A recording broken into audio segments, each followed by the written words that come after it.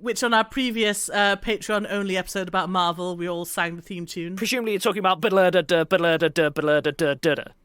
Yes. Yeah, of course. That's the one. The best soundtrack.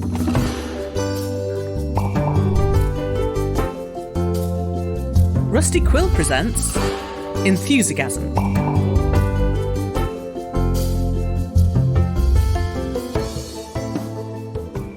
Hello, friends and fans, and welcome to Enthusiasm, the show where we talk about a few of our favourite things. I am your host, Helen Gould, one of the best Rusty Quillers, and today we're talking about Marvel's TV shows. And I am absolutely overjoyed to be joined by Alex, Hannah, and Lowry. We are going to do our usual round of introductions, alphabetically. So, Alex, can you give us your pronouns and tell us what you do? So my pronouns are he, him, and I'm the founder and CEO of Rusty Quill. And I have voiced a few things. That should do. There you go. That's me. No details needed. No details needed. And Hannah, who are you and what are your pronouns? Hello, my pronouns are she, her, and I am the COO of Rusty Quill, which is effectively problem solver, solution finder, WD-40 person across every department that we have. And yes, I sometimes occasionally leave the home, but generally I am here working. Oh. But I have a puppy now, so it's genuinely lovely to be home working. So that's true. You've got a puppy and a whole garden. I really like the description of you as a WD-40 person. I really like that. It fixes everything. There's a problem, squirt it. What do you do? Fix things and make some smooths. That's, yeah. That's what it says at the tin. Last, Lowry, can you give us your pronouns and tell us what you do? Hello, I'm Lowry, she, her, and I produce Enthusiasm, and I produced Magnus Archives, and I edit, and my voice is also on some things. If it's Welsh, it's me or Faye, I think, is currently a correct statement. Lovely, lovely. Okay, let's jump right into it. Now, as we know, there's been a load of new shows come out on Disney+, but before then, there were other Marvel TV shows.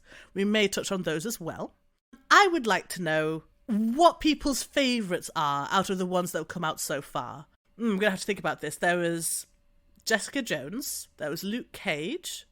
Oh, Lowry. I'm so sorry. We're talking about like the Netflix ones as well? Yeah, of course. We Marvel. can do. Oh my God, I'm so much more excited immediately. I'm going to do everything in my power to steer this into the 90s for Marvel TV, so don't mind me. Oh my gosh. And I'm going to be bringing it right back to Tom Hiddleston, so between us we'll hit a middle ground. Oh my gosh, amazing. The perfect combination. There was... Is Daredevil Marvel? Yeah, Daredevil's Marvel, because it's got Kingpin, it's got the overlaps, yeah. I mean, if you go into the 90s, Marvel Agents of S.H.I.E.L.D. Yeah, Agent of S.H.I.E.L.D., Peggy Carter as well. Oh yeah, that's another one. Oh my lord, the world has expanded. You've got the original Incredible Hulk, where the Hulk was just a really big guy painted green. Oh yeah. With silly hair. With the sad music, do, do, do, do, at the end of every episode. You got the whole gamut. I used to watch that at my great-grandparents' house. I remember no details.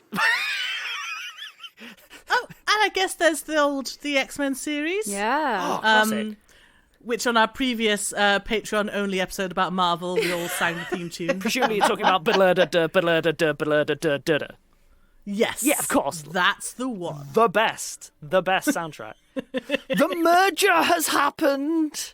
They're coming. Oh, it Weirdly has. buried, but it's happened. Are we allowed to discuss X-Men in the Marvel universe? Is that taboo at the moment? Oh yeah, I'm ready for deep dive stuff here. Don't you fret about All me. right, I'm excited. Well, now that we've mentioned lots of TV shows, does anyone have a pitch for which one is their favourite? It's either spectacular or amazing. Spider-Man, which is the one in the 90s, with the rock guitar at the same period as the X-Men. I didn't see that at all. My favourite one is Daredevil, but seasons 1 and 3.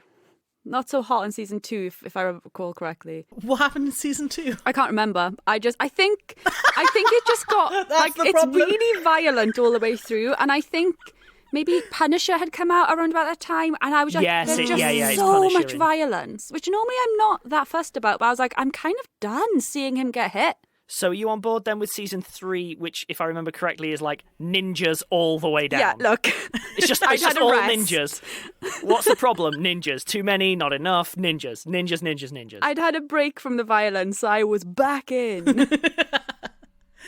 Hannah, what about you? Yeah, I loved the idea of Jessica Jones, but actually I think it's WandaVision for me. It was the first time I'd really seen that. I mean, I know we'll be talking about it a little bit later anyways, but like having such a clear-cut episode by episode change in scene and aesthetic was something that I hadn't seen done before, and I thought, oh, that's the sort of thing I would want to make one day.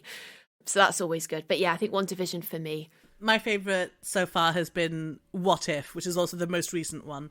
But What If is just basically a series of fan fictions, and I love it. I love it. But because you picked the anthology one, which What If is your favourite?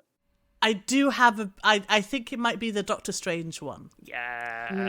Because I am an angst monster. And someone trapping themselves in a pocket dimension of their own misery. I'm like, nom, nom, nom. And it was for love, Helen. It was for love. I know. Turning yourself into a monster because you love someone so much. Oh, I love you so much, I'll squidify myself. Like, that's love. Yes, that is prime Helen bait there. I don't agree with having that depth of feeling on anything. Like, if you've gone that far down the rabbit hole, like, it's done for you. Like, it's too much. Have a cup of tea and a break. Just Have a Kit Kat. Think about your life choices. You would feel quite bad, wouldn't you, going to those lengths, and then when you finally get together, it's like, oh, but they do have an annoying laugh. Like, that's a big sound that's a when they big chew. like eternity level commitment to then go, oh, actually. My favorite bit of What If though was like, that's a huge zombie. That's going to be a problem later. Why have they decided a huge zombie was the right call? Take the helmet off her. anyway. Why would you not take her helmet off? So she make her small and take her helmet off. Lowry, the discussions and arguments I've had around that. Oh, Hannah's fascinating to see anything Marvel with. Mostly just she assesses and criticises the tactics of the people involved. I think we should watch some of these together. Well, that's not a solution. Like the Sokovia Accords, logistically, you're not going to be able to, you're not going to be able to see that through. No one's considered the long tail red tape on this. They've won the battle, but they've lost the war. Am I right? Gosh. Hey. Yeah. It's come to our house. It's fantastic. I would like to talk about the zombies episode, though, a little bit, because even though it's got my favourite, how should I put this, my favourite visuals of Bucky Barnes in it, there are several people who feel out of character in that particular episode. Vision, the poorly thought through murderer. Yeah. Like, Vision's 180 is astonishingly fast in that. I can't even remember the details. I just remember being like, very pro-murder. you've gone to all this trouble to lure people here, and then suddenly just... But he's not held back by silly human emotions. Of course you would. If the thing that you want needs help, then that's what you do. And if you're robot brain, then even better. Surely you're just applying your own loveliness to the situation, Lowry. That's the trouble. You're like, I'd have thought this through. Yeah, but Vision's meant to be lovely. Maybe that's what lovely looks like in a zombie apocalypse. Oh, I have missed the point. No, I really liked Spider-Man in that What If specifically. Like, yes, that's a really good portrayal of Peter Parker. Like, that is digging right down into the bit of the character that actually people like and only showing that. It's great. Love it. Does Into the Spider-Verse count? As that's a film. Film, not TV. Yeah. Because that would make a fantastic TV series, wouldn't it? I would very happily watch like a dimension hopping. TV show. This is where you're bouncing into the Spider-Man one that I was referencing, which was the first TV rendition of Madam Webb and all of that, which is the first iteration of all of the interdimensional stuff. So it has been on TV. It was excellent. thoroughly recommend it. Alex, who's Madam Webb? How do you not know who Madam Webb is? Come on. I don't know who Madam Webb is. My knowledge is quite... God, right. So, Madam Webb... Okay, honestly, Madam Webb is basically the Webb from Magnus, now I think about it. Madam Webb is a woman who... Her superpower, I guess, is all to do with like interdimensionality. So when there's like a threat, think multiverse, but less like all of reality is gonna die. But it's a lot. She does this thing, especially in the TV version, which is kind of what I'm referencing, where like, oh no, we have a problem. I'm just gonna borrow Spider-Man from various dimensions to help with this situation. So it's like, this is one where he's Man Spider. This is one where he killed Dr. Octopus and took his arms. This like blah blah blah. So it's very Spider-Verse ideas. But yeah, Madam Web is in that iteration the person who plucks various Spider-Men together to fix a bigger problem, I guess. I like it. That is very into the Spider-Verse / what if, actually. Yeah. Arrogant Peter Parker's great. There's a version where it's Peter Parker where his life just went really well. Like, his uncle never died, so he just got really rich as a tech genius. And he's just that's his whole thing. Everyone's like, with great power comes great money. Yes, it does. Yes, great. Love it. Laurie, can you talk to me about Daredevil a little bit? Because I will confess, I did not. I watched Luke Cage, and I don't think I watched many of the other shows at all. So I have watched all of them multiple times, not for a few years actually, and I think I would say Daredevil is the best of the bunch, of the Netflix bunch. So much so that actually they're probably going to be bringing Charlie Cox into the MCU, which I am really excited about. I didn't know that. This is all like a theory, but I'm pretty... Okay. I think it's true. I'd believe it. Like, you're right. It is the best of the Netflix versions. Yeah, because he's the best. Though I have to say I do love... Oh, what's her name? Is it Kirsten? No, what's the woman who plays Jessica Jones? Oh, I can't remember her name. I also really like her as Jessica Jones.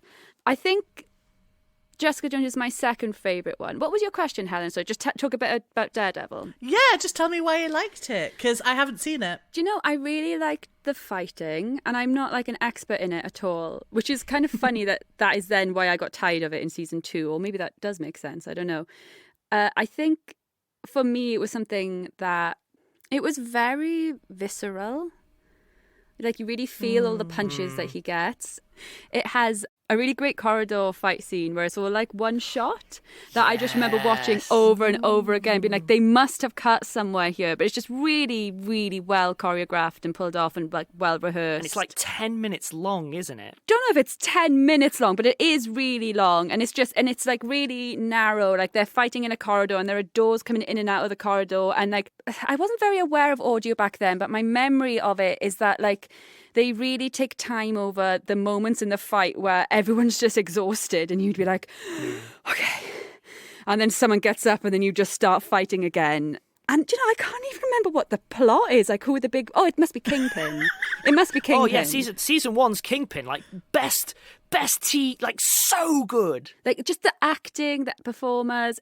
It's just great. I highly recommend it. And Helen, I think you should watch it. Oh, I think you specifically, Helen, will like adore it. It's so good in season 1. It's like an investigation of Kingpin, who is really into like gentrification as a solution to like a downtrodden neighborhood, and then you have Daredevil, who's like grassroots. No, we like the people involved have to fix the thing, and it's a good villain. You know the problem with half the villains are kind of but Kingpin's a great villain. And it's really such a good well performance thought through. as well. Amazing performance. And I remember loving Vanessa in it too, who is like Kingpin's love interest. And it's just she's not evil, but she's a woman who is just not...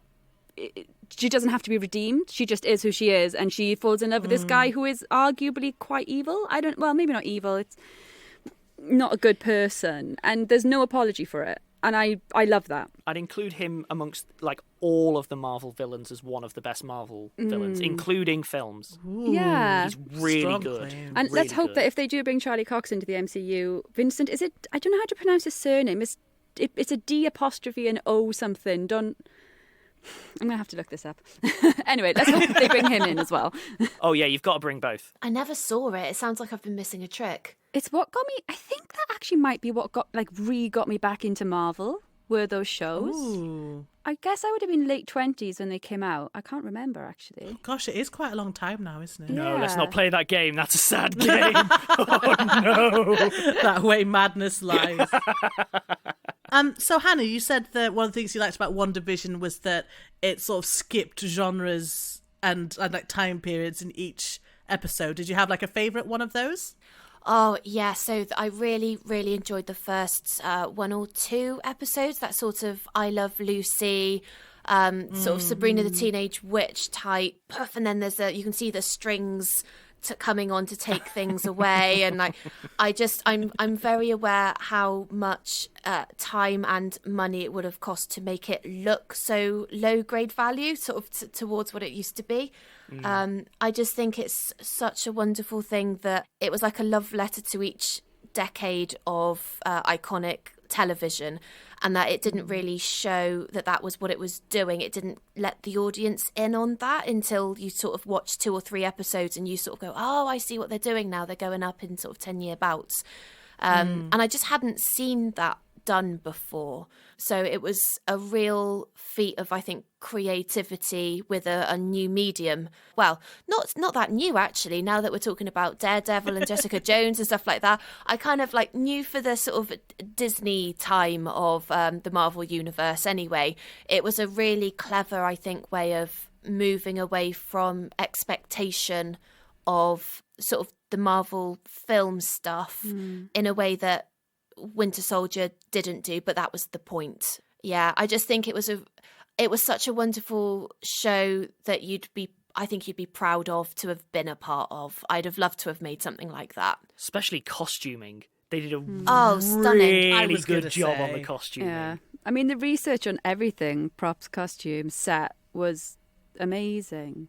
And I think I agree with you, Hannah, actually. Like, I really enjoyed the earlier episodes. And then the more that traditional Marvel came in, I was like, obviously I love this, but I could do without this traditional Marvel stuff. In fact, I could have done without the whole White Vision plot line. I was like, what is this? I mean, that was like half a plot line, really. But to wasn't it? quote Paul Bettany, okay, it is Paul Bettany, right? Yeah. Yeah. It's not often that you get to act opposite one of the greats. That was his wording, right? That, fine. If it's all to He build got up in just so for that. much. He got in that. so much flack. I bet he doesn't give a Oh, yeah, I agree. Because you would, wouldn't you? You absolutely would, and go home sort of tittering to yourself that you've just set the world ablaze, knowing that it's just you again. That's a you move, Alex, honestly. Yeah, it is. Speaking of the greats, though, I really enjoyed the actress who played Agatha. Let me see if I can... Yeah. I love she's her in amazing. everything. Oh, what's her name? Catherine Hahn. Catherine. Oh, I'm so Han. upset that it didn't come to me immediately. She's amazing. What I loved with her is hearing the theory about who her character was, and then me genuinely going, nah, and then as it continued progressing, going, no, it's nonsense. So good. Loved the performance. Oh, she's who I want to be when I grow up. Absolutely. Oh, hang on. Do you mean Agatha or Catherine Hahn? Oh, both. I would interchange. I think one is like a daytime look and one is an evening and weekend affair. I think interchangeably fantastic. Nom nom, definitely in. While we're talking about costumes, I'd just like to give a shout out to Vision's little jumpers.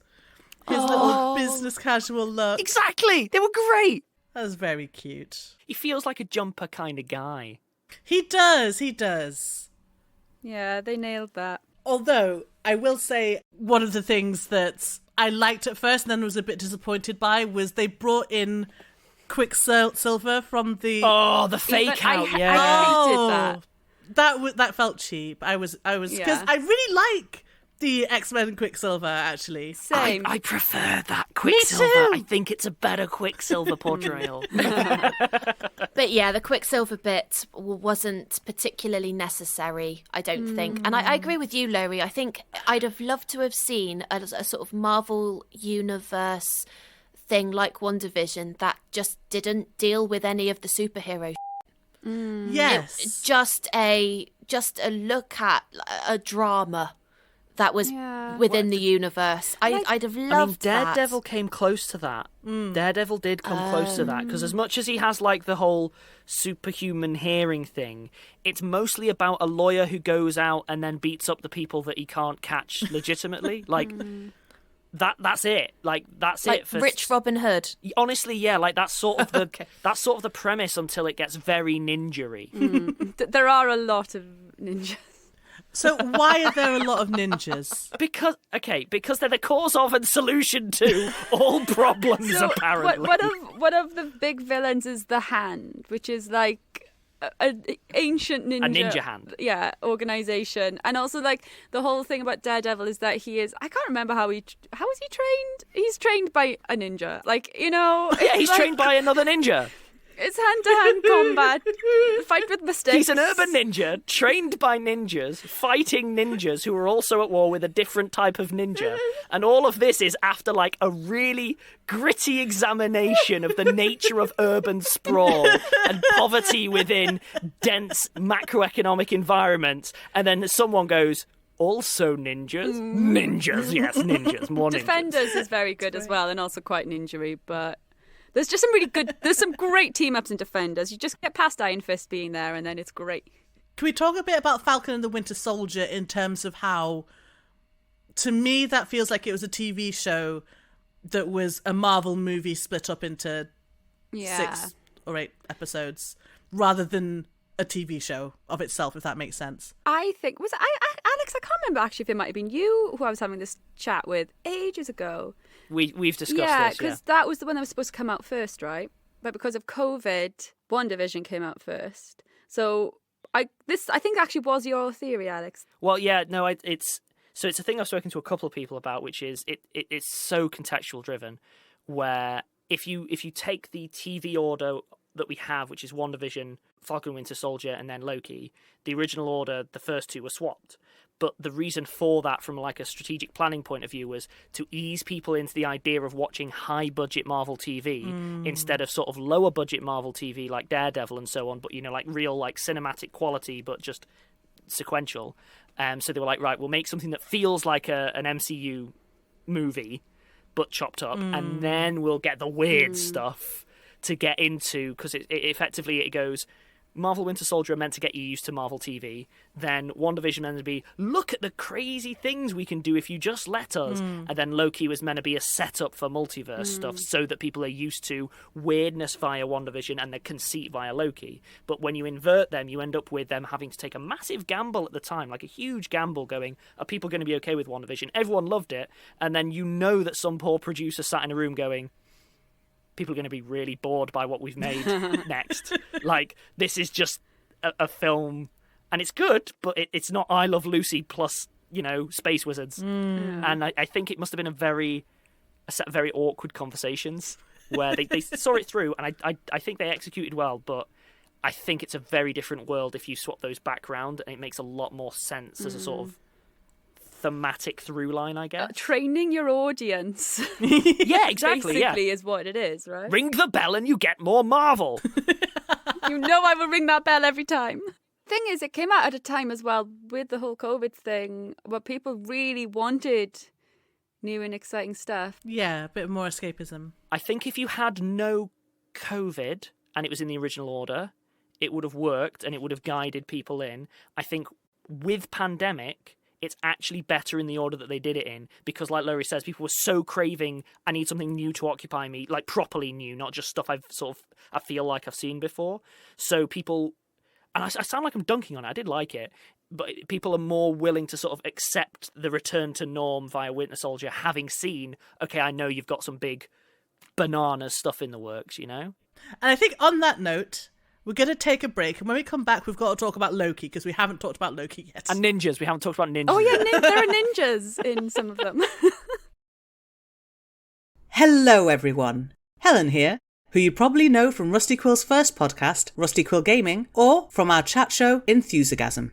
Today, I'm here to tell you about Chapter and Multiverse, the new actual play podcast from Rusty Quill. Across each series of Chapter Multiverse, we'll be diving into multiple tabletop systems. No two series will ever be the same as we explore the city of Chapter across alternative universes. Chapter and Multiverse will feature a diverse rotating cast of performers.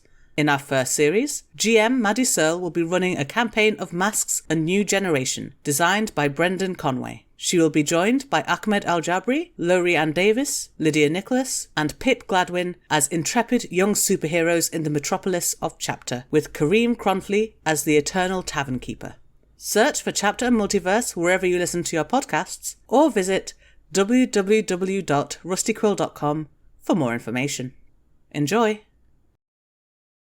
And welcome back. So, as promised, really would love to talk about the Loki TV show as well, because it's a weird one.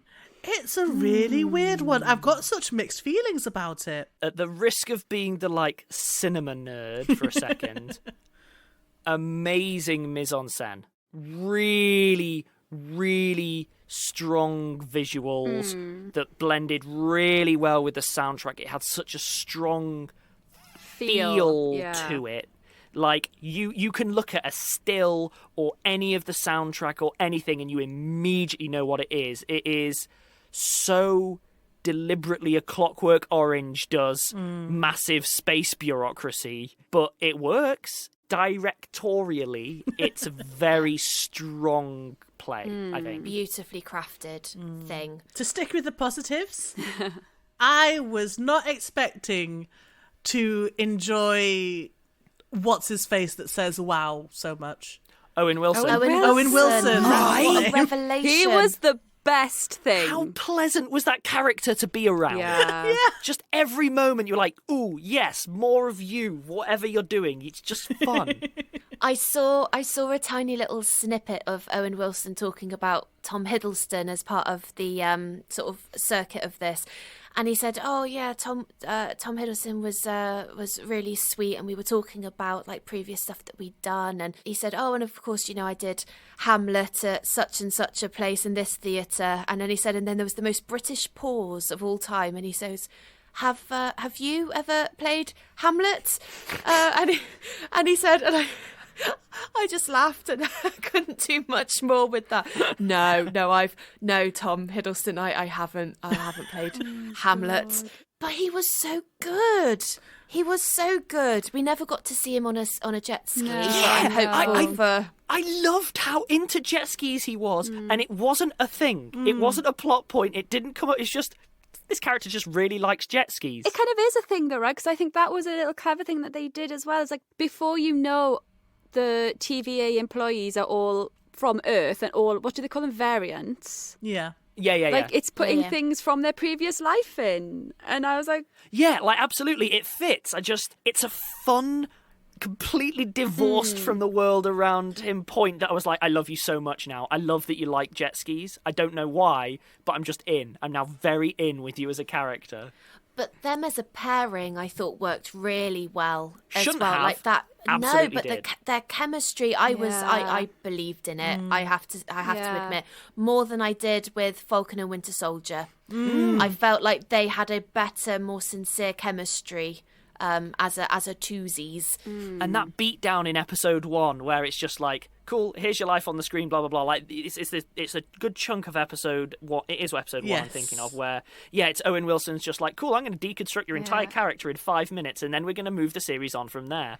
What a scene. And the clock, and the animated clock who comes in, and she's like, "Hey, I'm going to do da da da da," and I'm like, "You're evil then, aren't you?" like 3 words in. There's your big bad. Yeah, it's the clock, innit? It's the clock. Yeah. Never trust a cheery animation. Never. You're helpful. Be gone! I know what you are! Yeah, that first episode really packed a punch. It really did. Like, it's an excellent setup. And it crushed. So, like, what it needed to do was take Loki from, like, Avengers 1 into basically where the audience are at with Loki post-Endgame. And it's like, cool, how do we do that in about 5 minutes, maybe 10 of episode time? When you actually think, like, how far they had to cheat it. This is the writer in me talking for a sec. Like, they compressed a massive amount by just going, cool, we'll just shatter the character into 1,000 pieces and then pick out the bits that we want after it. And it worked, and that's really hard to do. Like, incredibly hard to do that, and you actually to care and not feel like you've been cheated by the compressed arc. I was amazed by the pilot. Huge achievement. I will say that lessened as time went on with that.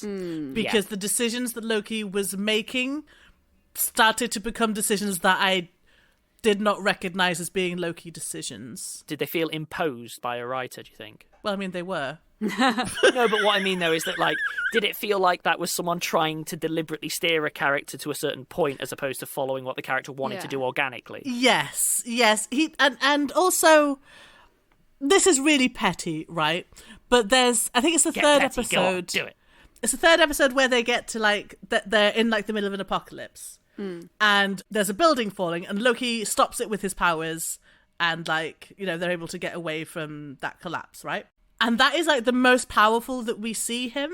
The rest of the time, he's getting beaten up quite easily by almost everyone. And I'm kind of like, in a show that's called Loki, he doesn't feel as powerful as he has in previous... This is the issue, and this is, like, inbuilt tension in the conceit of Loki as a series, which is, it only works if Loki is absolutely humbled by what's happening to him and the world, the new layer of world that he's being engaged with.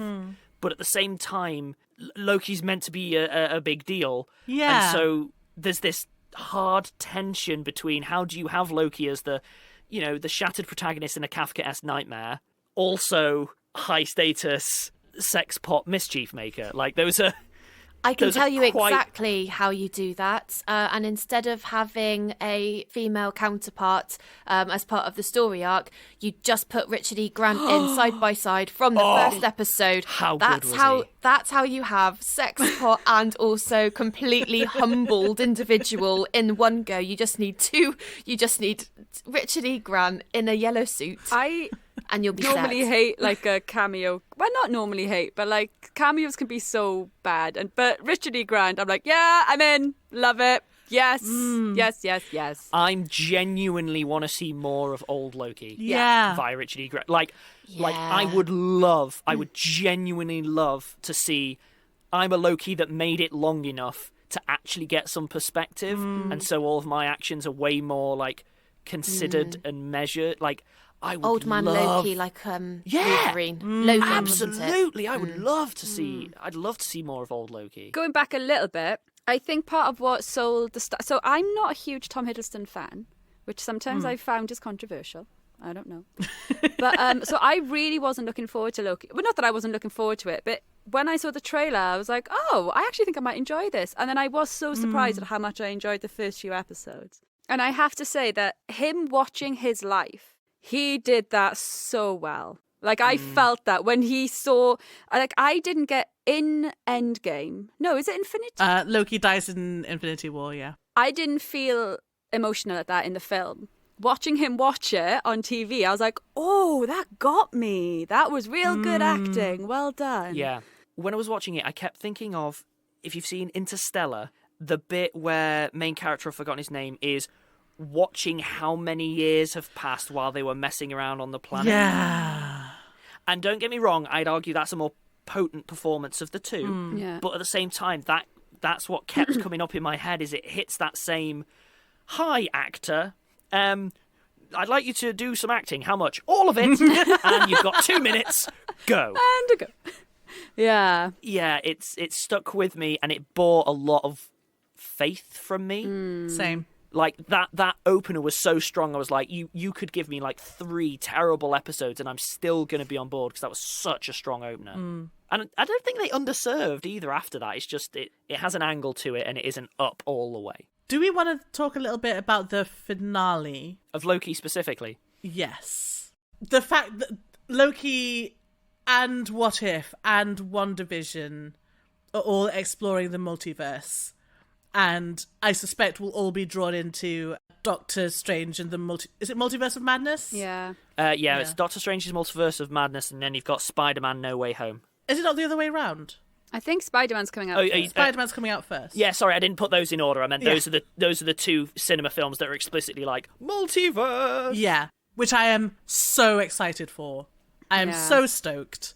Especially because some of the press about the Doctor Strange film has been like, yeah, it's kind of more like a horror film. And I'm like, oh. Good. That's what Doctor Strange needs to be. And I like the fact that the Marvel Universe is exploring different genres. Yeah. Like, I think that's really interesting. I think it does need to come away from that superhero pew-pew stuff. It has for a long time, and that's why it works, I think.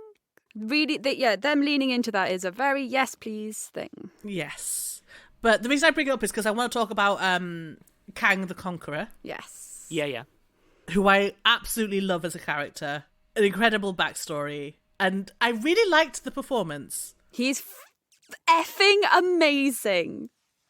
I love him. And it's just an excellent performance of someone who truly does not give a shit anymore. Like, he's seen literally everything. You're talking Timekeeper. Yes. Yeah. The guy right at the end. Because that scene is literally Jonathan Majors just being like, I am just monologuing, and we just fall in love. Well, I did. I just fell in love with him. He's amazing. Oh dear. I liked the actor, but I didn't buy it.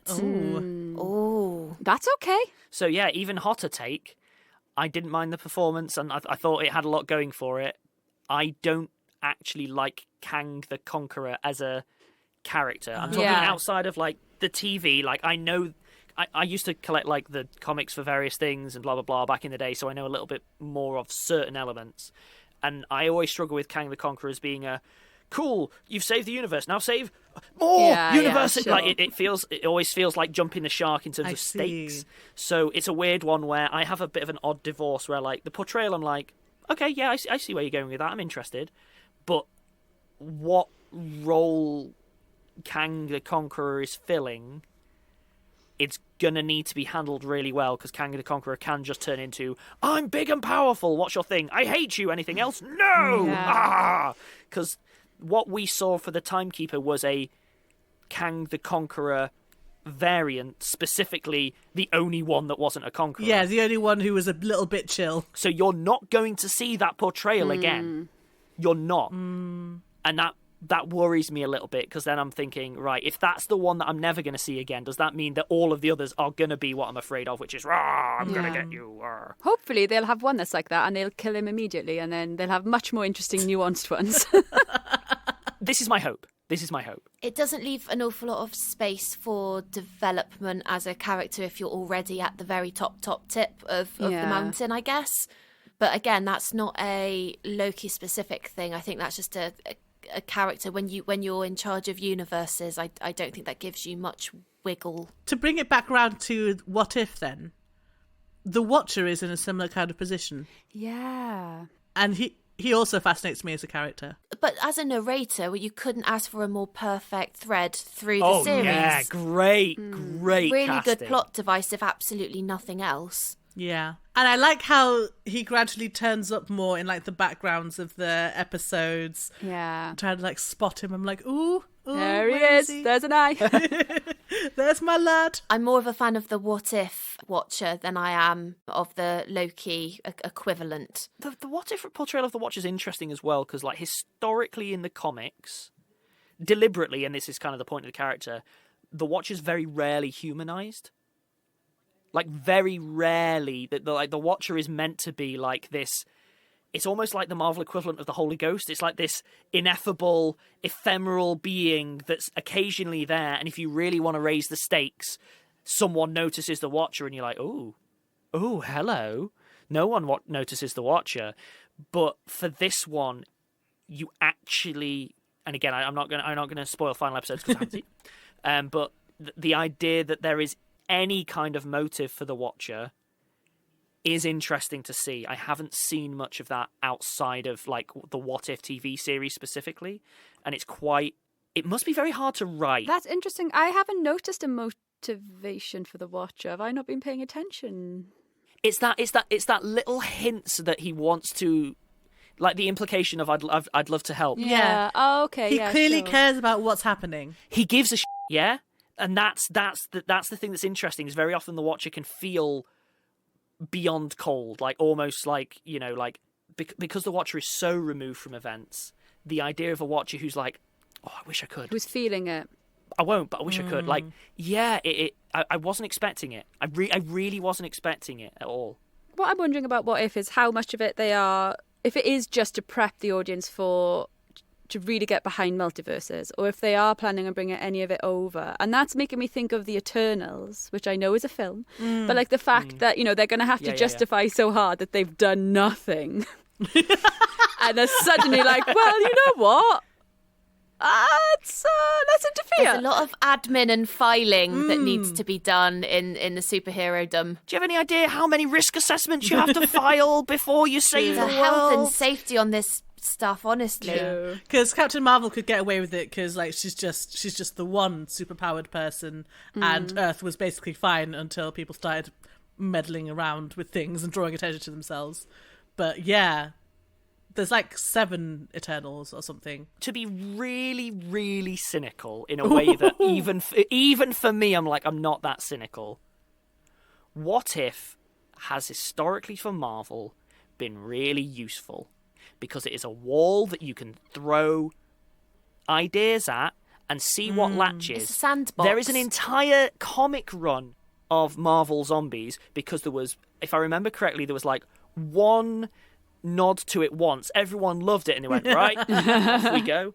It feels a little bit like that. In fairness, they haven't used in What If, they haven't deliberately just dug through a bunch of fanfic. This is stuff that has like some kind of history within the comics, but it does feel a little bit like if every single person said that Marvel Zombies was the best thing they'd ever seen, you can bet your bottom dollar that someone is going to be starting to write Marvel Zombies as its own series. But that's me being incredibly cynical. I mean, they may not have deliberately dug through fan fiction, but I've seen those scenarios. Do you know Have you seen what? things? I've have seen you? them all. I want to take us right back to WandaVision a little bit because, and we don't have to stay there, but Darcy is such a small character, but in fanfic, such a popular character. Yes. And when she came back to WandaVision, I was like, oh, Darcy. And I just found I had all of these feelings about her that were not from the films. That were all from fanfic. Because it did seem odd that she was there. Like such a random person to be in WandaVision. You see, I see what you say. I don't know the fanfic side at all, I have to admit. Darcy is often like a stand-in for For the audience, the I'd media say. or the She is writer. the gift that keeps on giving, both as a performer and as like a character. Yeah, she's great. She is a bizarrely compatible character where, take a moment, there's not really any chunk of Marvel that you can't sort of slot her into, and she'll find a niche for the character. Yeah. Which is interesting. Like, I get why people would be writing about Darcy. Yeah. Although it's interesting to hear. I didn't know that. No, she's very popular. She's got a very strong personality without much screen time. Yeah. And so you don't really know that much about her, so you can make up a lot about her, but you can write her easily. Sure, that scans. The actress as well does a lot of heavy lifting there. Like, she's such a charismatic presence on screen, isn't she? Like, she draws attention. Yeah, her and Jimmy together as well. I loved it. I was like, yes, I love this double act. Yes. He's great. I love that he learned the magic trick. Yeah, that worked really well. I would love to see a Marvel TV series. No superheroes, no powers, just the characters like that. Like, we assemble a roster of like 7 or 8 of the just people, not major characters, you know, your Darcys and things like that, and then do an ensemble series about that. I would love to see I that. want all of the superhero stuff going on off camera, and they're just like dealing with the fallout of it, or ignoring Absolutely. it, or be like, for God's sake, I can't believe they've got to go and do this again. Well, I just want them to come and do this thing with me. Sorry, I can't get to dinner. My flight's been cancelled. Oh no, what happened? Sokovia's flying again. It's just one of those things. Alex, what you're pitching is effectively Marvel Lower Decks. Yeah, that. I would absolutely watch Jimmy Woo's Bad Day at the Office. Or Pepper Potts' Endless Meeting. Or Yes. Practicing magic tricks when he's bored in the corner. Yes. I think we are almost coming to time. Let me Oh, we are. Oh, no. No. But there's so many things. I know, there are So many ninjas yet to meet. I haven't even mentioned Daniel Bruhl's coat. Oh my god, we haven't even talked about Zemo! I also need to say that Sebastian Stan's acting as well with, is it Io, the Dora Milaje, when he's going through the getting rid of the Winter Soldier training? Yes. Beautiful chef's kiss. I just wanted to say that because I love him. No, you're right. Absolutely. The interactions between Bucky and the Dora Milaje were truly a thing of beauty. Like all of them. I really liked that dynamic. Yeah. The bit where his arm just pops off. Yeah. Oh, That's so impactful. I'm sorry, Helen. You're trying to wrap it up and I'm just like... No. The episode can't end if we all just keep coming up with new things that Helen's like, oh, yeah. Plane won't leave without us. What I originally had written down as like a nice little round off question was, what do we want to see in future from Marvel TV shows? But we've just talked about it.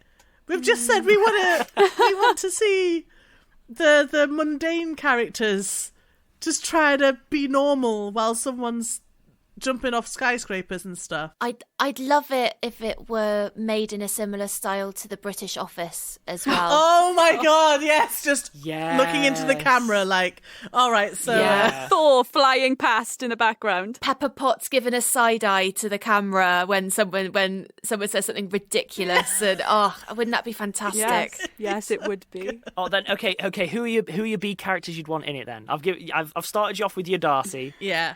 I think Darcy's a strong contender. Is there any other characters you're like, oh, I want this one in there? We've said Darcy, Jimmy Woo, and Pepper Potts so I far. really loved. Is it Hunter B-15 from Loki? Yes, she was excellent, brilliant. Oh yes. She would take. She's just such a no nonsense character. Yes, she would fit very well in that. I think. I don't want any of the children that Wanda has. They were rubbish. They can. Hot take coming in at the end. Harsh and cold from Rankin.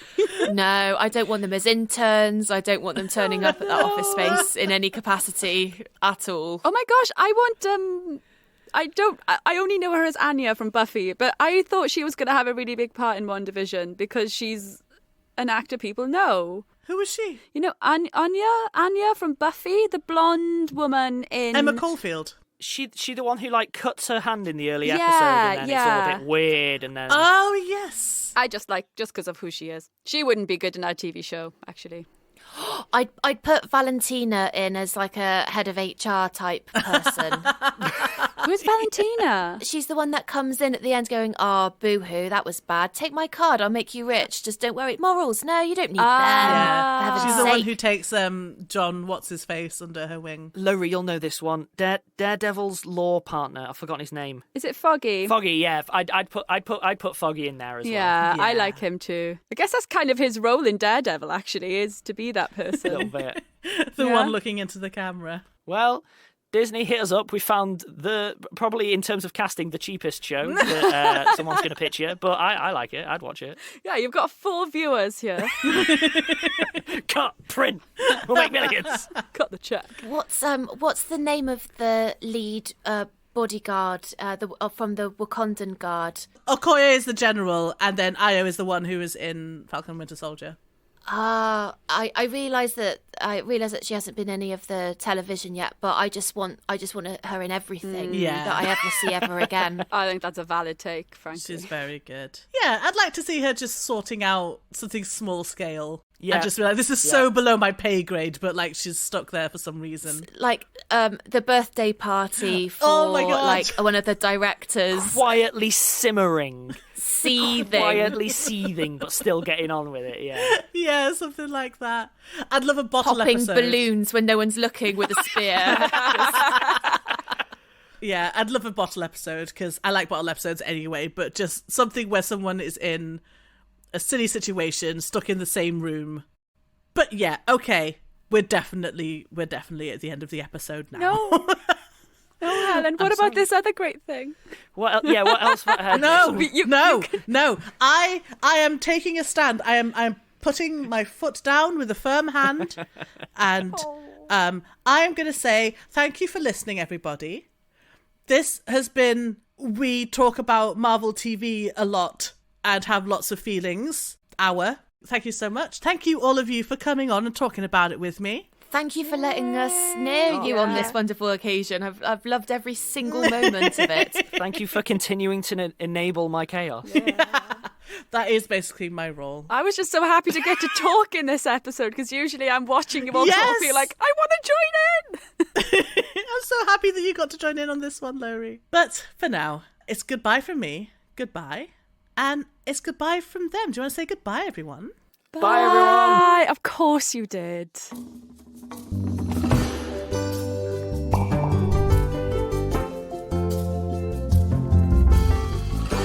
Enthusiasm is a podcast distributed by Rusty Quill and licensed under a Creative Commons Attribution Non-Commercial Share-alike 4.0 International License.